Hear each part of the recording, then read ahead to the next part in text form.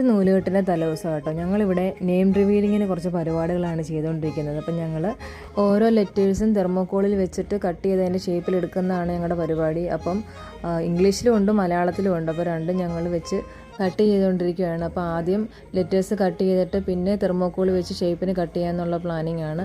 പിന്നെ എല്ലാം കൂടി ഒട്ടിച്ച് ഞങ്ങൾ തെർമോക്കോൾ സെപ്പറേറ്റ് ആയിട്ട് കണ്ടിച്ച് അങ്ങനെ ആണ് എടുത്തത്.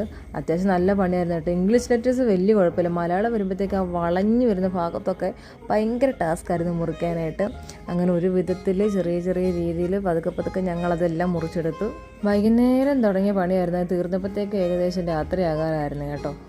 നന്ദു അഖിലും കൂടാണ് ഈ പ്ലാനുമായിട്ട് വന്നപ്പോൾ അവരും എല്ലാവരും ഇരിപ്പുണ്ട് സഹായിക്കാനായിട്ട്. അവർ ഓരോരുത്തരായിട്ട് പതുക്കെ വളരെ സൂക്ഷിച്ചാണ് ഞങ്ങളിത് കട്ട് ചെയ്യുന്നത്. കാരണം തെർമോക്കോളായതുകൊണ്ട് പൊട്ടിപ്പോകാൻ വളരെയധികം സാധ്യതയുണ്ട്.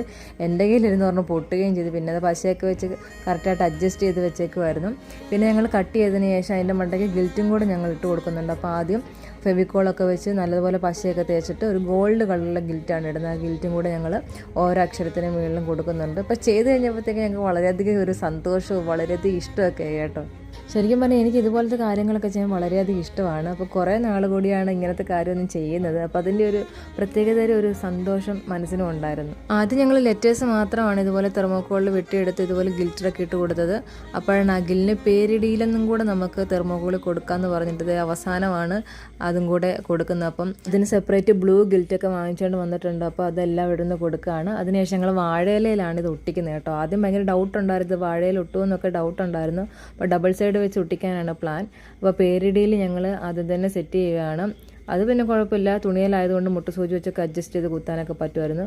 വാഴയിലയുടെ കാര്യത്തിലൊരു സംശയം ഉണ്ടായിരുന്നു. നൂലുകെട്ടിൻ്റെ അന്ന് രാവിലെയാണ് ഞങ്ങൾ ഈ ഓരോ ലെറ്റേഴ്സ് ഒത്ത് ഒട്ടിക്കുന്നത്. കാരണം തലേന്ന് ഒട്ടിച്ച് പശയെങ്ങാനും പോയി പറഞ്ഞ് വീണാലോ എന്നുള്ള ടെൻഷൻ ഉണ്ടായിരുന്നു. അപ്പോൾ രാവിലെ തന്നെ അഖിലും നന്ദു വിശാഖും ഒക്കെ ഒട്ടിക്കുന്നുണ്ടായിരുന്നു. അപ്പോൾ അവരത് വന്ന് രാവിലെ ഒട്ടിച്ചിട്ടാണ് പോയത്.